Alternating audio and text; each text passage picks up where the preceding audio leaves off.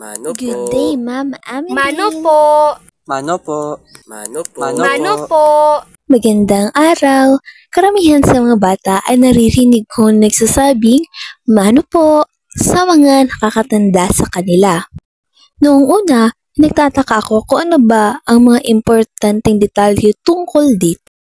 Mano po, ito ang kadalasang naririnig natin sa mga kabataan, lalo na kung kanila kasalubong o nakikita ang mga nakatatanda sa kanila.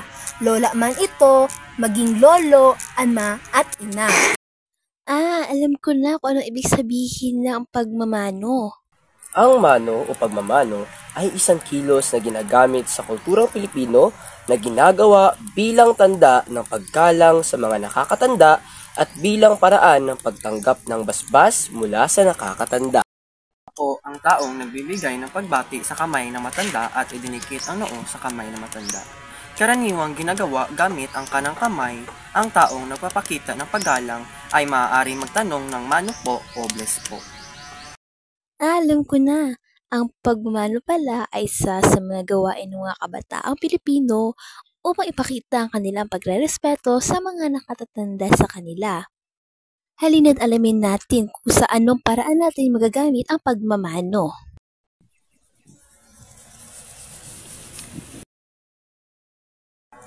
Oh anak, nandyan ka na pala. Una, sa ating mga magulang. Tay, ano po? Pagpalain ka ng Diyos, aking anak. Hoy Lola, ano po?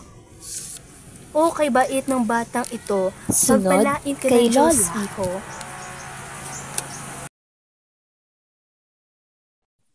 Lolo, mano po.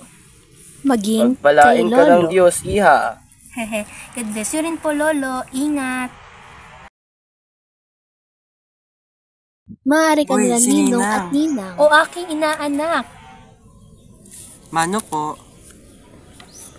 O pagpalain ka ng Diyos. Eto, 20 o. Maraming salamat po, Ninang. Isang batang Pilipino, maliit pa lamang ako ay tinuturuan na akong magmano ng aking mga magulang. Hanggang sa paglaki, nakaugalian ko ng magmano sa mga nakakatanda sa akin. Maliban kanila lolo, lola, inay, itay at ninong man o ninang, naging ugali ko na ring magmano sa mga hindi ko kaano-ano bilang pagrespeto. Man ang susi ng kanilang kasiyahan ay udaliin kong respetuhin o igalang ang nakatanda.